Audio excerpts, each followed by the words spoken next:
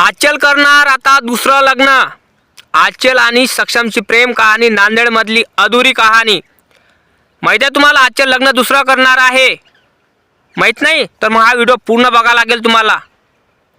आणि व्हिडिओ पूर्ण बघितल्यावर कमेंट करून सांगायचं की माहीत आहे की नाही, आणि लाईक करायचं। फेसबुकवर बघत असताना फॉलो करायला विसरायचं नाही, आणि यूट्यूबवर बघत असाल तर लाईक आणि चॅनलला सबस्क्राईब करायला विसरायचं नाही। कळलं काय? पूर्ण व्हिडिओ बघा।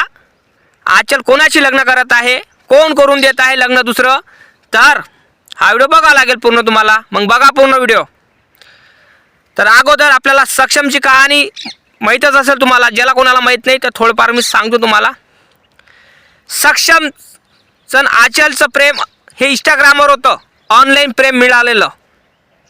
आणि सक्षम हा व्यक्ती गुंडेगारीतला होता, टोपरीतला होता, म्हणजे टोपरी होता तो, स्वतःच्या पायावर उभा नव्हता आणि टोपरी लोकांसंग मुलांसंग राहत होता। आणि आचल हे इंस्टाग्रामवर दोघंजण मिळाले, यांचे बाचाबाची झाली, बोलचाल झालं, मग लफडं जुटलं। लफडं जुटल्यावर प्रेमात पडले। प्रेमात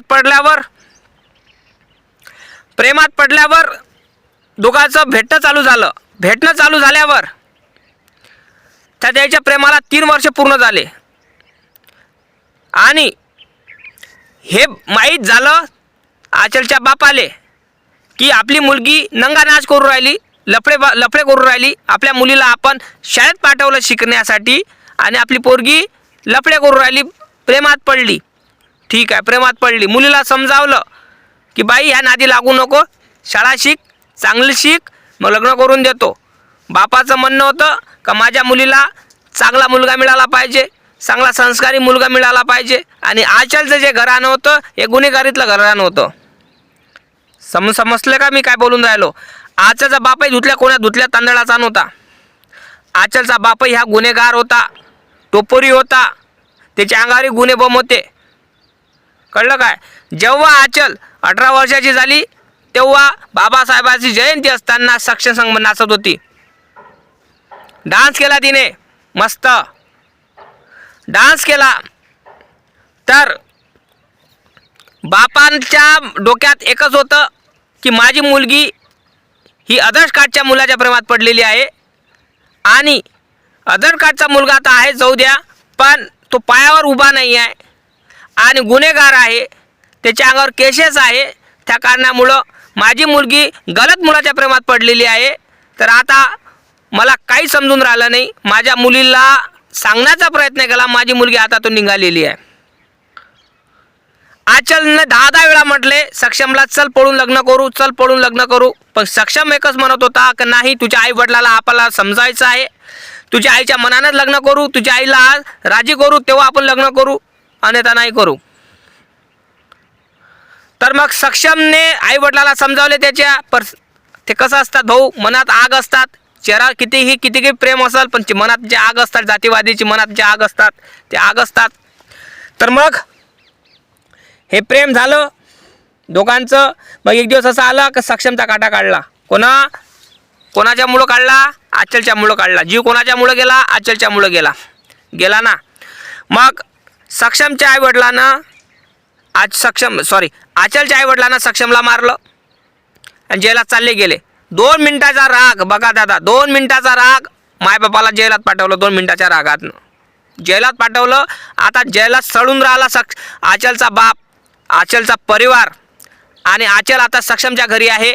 मग काय करावं? लोक बोलणार आपल्याला, सक्षमचा जीव गेला, लोक बोलणार आपल्याला, आपल्या तोंडावर थुकणार। त्या कारणामुळं आचलनं अजून एक तमाशा चालू केला, एक नवीन ट्विस्ट आणलं त्या स्टोरीमध्ये, का तिनं त्याच्या प्रेताशी लग्न केलं म्हणते।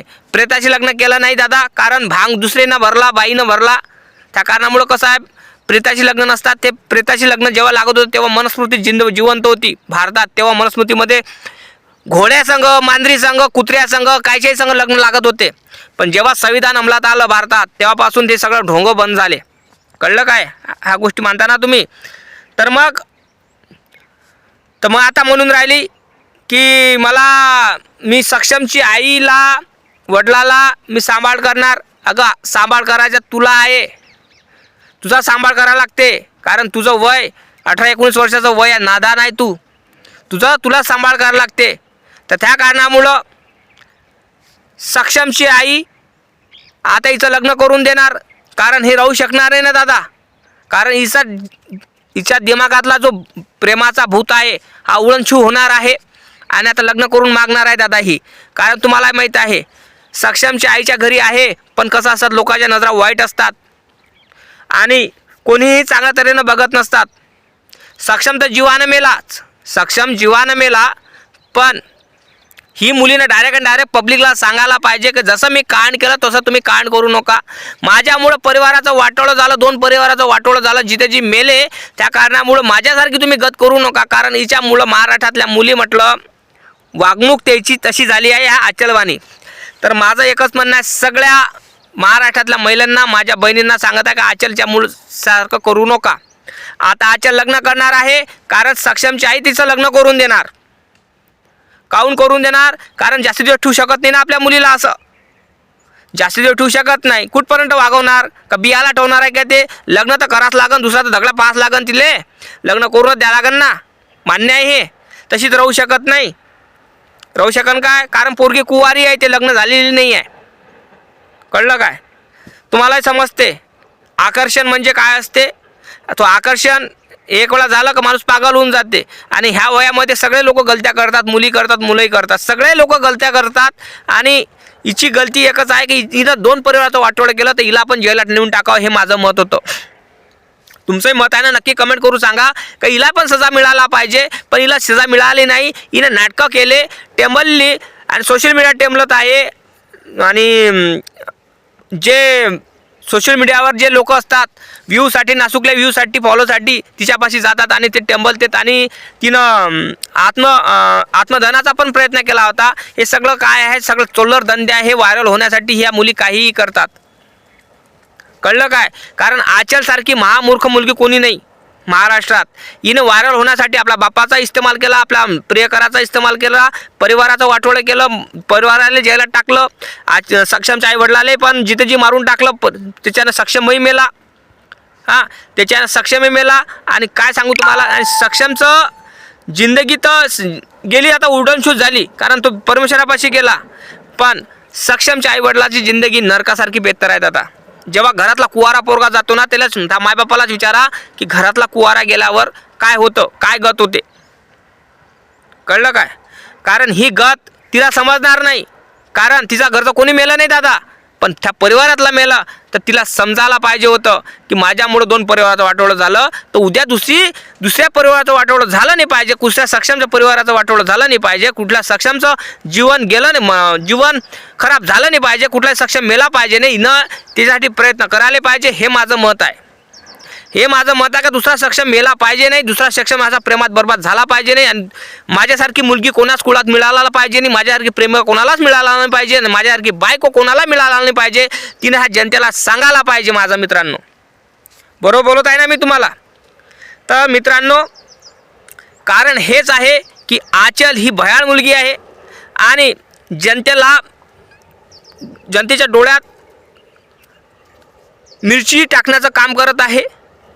कारण माझं एकच म्हणणं आहे, हिला व्हायरल करणारे बैताळ लोक आहे, जे तिच्यापाशी जातात, इंटरव्ह्यू घेतात, जे बैताळ लोक आहे. तिला एकच प्रश्न विचारा, जे कोणी जात असेल तिला एकच प्रश्न विचारा की 2 परिवाराचं वाटोळं कोणामुळं झालं, तुझा बाप जेलात कोणामुळं गेला, फक्त एवढंच विचारा.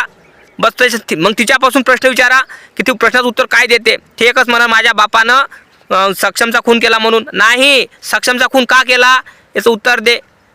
आणि एका जणानं मला प्रश्न विचारला होता, प्रेम करणं पाप आहे काय, प्रेम करणं गुन्हा आहे का? प्रेम करणं पाप नाही आहे, प्रेम करणं गुन्हा नाही आहे. पण प्रेम कोणावर करून राहिलो हे महत्त्व आहे.